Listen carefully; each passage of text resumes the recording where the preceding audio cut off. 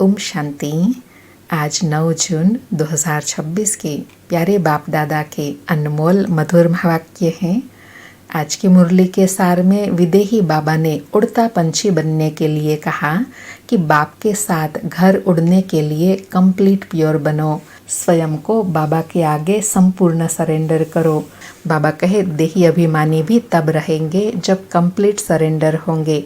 बाबा यह सब कुछ आपका है, मैं भी आपका हूँ। यह देह जैसे कि हमारी नहीं है, इनको मैं छोड़ देता हूँ। बाबा मैं आपका हूँ। तो बाबा कहते हैं मेरा बन और सबसे ममत्व मिटा दो। बाबा कहे बाकी ऐसे नहीं कि यहाँ आकर बैठ जाना है, तुमको अपना धंधा धोर आदि भी करना है, घर संभालना है, बच्चों को कर्जा उतारना है माता पिता का, उसकी सेवा कर उजुरा देना है। बाबा कहे माता पिता की पालना का कर्ज चढ़ता है बच्चों पर। ऐसे बाबा कहे अब पारलौकिक बाप तुम्हारी पालना कर रहे हैं तो संपूर्ण सरेंडर होना है। फिर सरेंडर के लिए गीत की स्मृति दिलाई कि गाते हैं बाबा हम आपको कभी नहीं छोड़ेंगे, मर जाएंगे आपका दर कभी नहीं छोड़ेंगे। बाबा यह तन मन धन सब आपका है, हम अशरीरी बन आपको याद करते हैं। बाबा हम बुद्धि योग एक आपसे लगाएंगे। बाबा फिर कहते हैं यह सब तुम बच्चों के लिए ही है। बच्चे कहते हैं बाबा हमारा सब कुछ आपका है, तो बाबा भी कहते हैं मेरा सब कुछ बच्चों का है। तो बाबा कहे अब मैं फिर तुमको बदली कर देता हूँ, सिर्फ एक्सचेंज करते हैं। बाबा कहते हैं बच्चे देही अभिमानी बनो, मुझे याद करो, बुद्धि से सब कुछ सरेंडर करो। राजा हरिश्चंद्र का मिसाल है ना, बोला अमानत रख दो, अर्थात निमित्त और ट्रस्टी होकर संभालो। और साथ में कहा कि बाप कहते हैं मैं खुद कल्प कल्प आकर तुमको स्वर्ग का मालिक बनाता हूँ। हमारे बनेंगे तब तो वारिस बनेंगे, तो जो जितना योग में रहेंगे उतना शुद्ध बनते जाएंगे। बाबा यह सब आपका है, हम तो ट्रस्टी हैं। बाबा आपके हुक्म बगैर हम कुछ भी नहीं करेंगे। शरीर निर्वाह कैसे करना है वह भी मत लेंगे। तो बाबा कहे कोई विरला ऐसा निकलता है जो ऐसे सरेंडर होता है। फिर मरजीवा बनने के लिए गीत की स्मृति दिलाई कि गाते हैं दर पे आए हैं कसम ले, दिल हथेली पर लाए हैं। तो बाबा कहे इसको कहा जाता है जीते जी मरकर बाप का बनना। बाप का बनने के बाद फिर टीचर का बनना है, टीचर के बाद फिर गुरु का बनना होता है। तो बाबा कहे अभी तुम बच्चे पहले बाप के बनते हो, अशरीरी बनते हो। हमारा तन मन धन जो कुछ है बाबा को अर्पण करते हैं। हम जीते जी मरते हैं, अर्थात हम आत्मा आपके। तो बाबा कहे बुद्धि में रहना चाहिए जो भी मेरी वस्तु है, मेरा शरीर, मेरा धन दौलत संबंधी आदि जो कुछ है सबको भूलना है। बाबा कहे जैसे मरने के बाद भूल जाते हैं ना, ऐसे जीते जी सब कुछ भूलना है।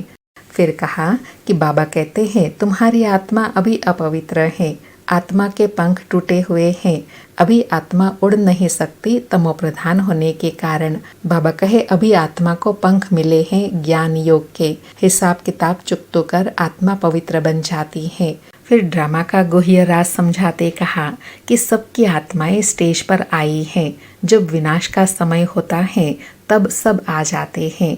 वहाँ रहकर क्या करेंगे, एक्टर बिगर पार्ट बजाई घर में बैठ थोड़े ही जाएंगे, नाटक में ज़रूर आना पड़ेगा।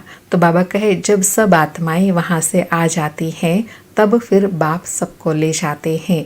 बाप कहते हैं मैं भल यहाँ हूँ तो भी आत्माएं वहाँ परम धाम में रहती है, वृद्धि को पाती रहती है नंबरवार, फिर तुम जाएंगे भी नंबरवार। सारा तुम्हारी अवस्था पर मदार है, उसके लिए आत्मा निश्चय करना है, देही अभिमानी बनना है।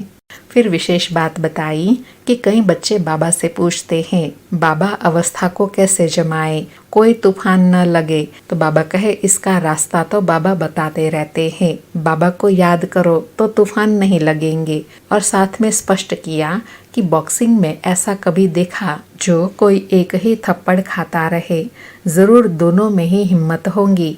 5 थप्पड़ अगर एक लगाएगा तो दूसरा 10 लगाता है, ऐसे बाबा कहे यह भी बॉक्सिंग है। बाबा को याद करते रहेंगे तो माया भागती जाएंगी, परंतु फट से तो नहीं होगा, माया से कुश्ती लड़नी है। इसलिए बाबा कहे ऐसे मत समझो कि माया थप्पड़ नहीं मारेंगी, नहीं, मेहनत करनी है योग में। और साथ में कहा कि भल बाबा कहते हैं ज्ञानी तो आत्मा मुझे प्रिय है, परंतु ऐसे नहीं सिर्फ ज्ञान देने वाले प्रिय हैं। नहीं, पहले योग पूरा चाहिए, बाप को याद करना है, फिर सुनाना है। फिर और अंडरलाइन कराते कहा कि बाबा के पास बच्चों के सेवा के समाचार आते हैं। फलाने ने एक ही ऐसा ज्ञान का तीर मारा जो बाबा मैं आपका बन गया। शास्त्रों में भी लिखा हुआ है कुमारियों द्वारा बाण मरवाए। तो बाबा कहे अरे यह क्यों भूल जाते हो, इसको ज्ञान बाण कहा जाता है। सिर्फ तुमको बाप की याद दिलानी है, बाकी कोई हिंसक बाण आदि की बात नहीं है। सुनते हैं प्यारे बाप दादा के अनमोल मधुर महावाक्य। आज बाबा कहे मीठे बच्चे, बाप के साथ उड़ने के लिए कंप्लीट प्योर बनो, संपूर्ण सरेंडर हो जाओ। यह देह मेरी नहीं, बिल्कुल अशरीरी बनो। मीठे बच्चे, बाप के साथ उड़ने के लिए कंप्लीट प्योर बनो, संपूर्ण सरेंडर हो जाओ। यह देह मेरी नहीं, बिल्कुल अशरीरी बन जाओ। आज मुरली से प्रश्न है, ऊंची मंजिल पर पहुंचने के लिए कौन सा डर निकल जाना चाहिए? उत्तर में बाबा कहे कई बच्चे माया के तूफानों से बहुत डरते हैं। कहते हैं बाबा तूफान बहुत हैरान करते हैं, इनको रोक लो। बाबा कहते हैं बच्चे यह तो बॉक्सिंग है, उस बॉक्सिंग में भी ऐसा नहीं एक ही ओर से वार होता है। अगर एक 10 थप्पड़ मारता तो दूसरा 5 जरूर मारेगा, इसलिए तुम्हें डरना नहीं है। महावीर बन विजय बनना है, तब ऊंची मंजिल पर पहुंच सकेंगे। आज मुरली में गीत बजा, दर पर आए हैं कसम लेके, हम न जाएंगे छोड़ के, दिल लाए हैं हथेली पर। सारी मुरली से धारणा के लिए सार है। पहला पॉइंट, अब ज्ञानी तो आत्मा बनना है, सिर्फ ज्ञान सुनने वाला नहीं, याद की भी मेहनत करनी है। अशरीरी होकर अशरीरी बाप को याद करना है। दूसरा पॉइंट, बाप का बनकर दूसरी सब बातों से ममत्व मिटा देना है। यह देह भी मेरी नहीं, पूरा देही अभिमानी बन कंप्लीट सरेंडर होना है। आज बाबा का वरदान है, मास्टर ऑलमाइटी अथॉरिटी की सीट पर सेट रहने वाले सहज और सदा के कर्म योगी भव। मास्टर ऑलमाइटी अथॉरिटी की सीट पर सेट रहने वाले सहज और सदा के कर्म योगी भव। स्पष्टीकरण है, जैसे किसी मशीनरी को सेट किया जाता है तो एक बार सेट करने से फिर ऑटोमेटिकली चलती रहती है। इसी रीति से मास्टर ऑलमाइटी अथॉरिटी की स्टेज पर स्वयं को एक बार सेट कर दो तो कभी कमजोरी के शब्द नहीं निकलेंगे। हर संकल्प, शब्द व कर्म उसी सेटिंग प्रमाण ऑटोमेटिक चलते रहेंगे। यही सेटिंग सहज और सदा के लिए कर्म योगी, निरंतर निर्विकारी समाधि में रहने वाला सहज योगी बना देंगी। आज बाबा ने कर्म योगी की श्रेष्ठ स्थिति में रहने के लिए बड़ा सुंदर एग्जाम्पल दिया कि जैसे मशीनरी में एक बार सेटिंग हो जाती है तो फिर वो ऑटोमेटिकली चलती है। ऐसे बाबा कहे आपकी सूक्ष्म मशीनरी में भी ऐसी सेटिंग कर दो जो फिर हर संकल्प, हर शब्द, हर कर्म उसी प्रमाण चलते रहे, जिससे सहज योगी निरंतर निर्विकारी समाधि का सहज अनुभव हो सके। आज का स्लोगन है, मैं के बजाय बाबा बाबा कहना यही याद का प्रूफ है। आज के अव्यक्त इशारे हैं, सदा हर्षित रहने के लिए अपनी नेचर को सरल बनाओ, सहनशील बनाओ। आज सरल और सहनशील बनने के लिए कहा कि जो सहनशील है वही ड्रामा की ढाल पर ठहर सकता है और हर्षित रह सकता है। सहनशील नहीं तो ड्रामा की ढाल को पकड़ना भी मुश्किल है। इस समय जो भी कर्म करते हो उसमें करन करावन हार की स्मृति सदा रहे।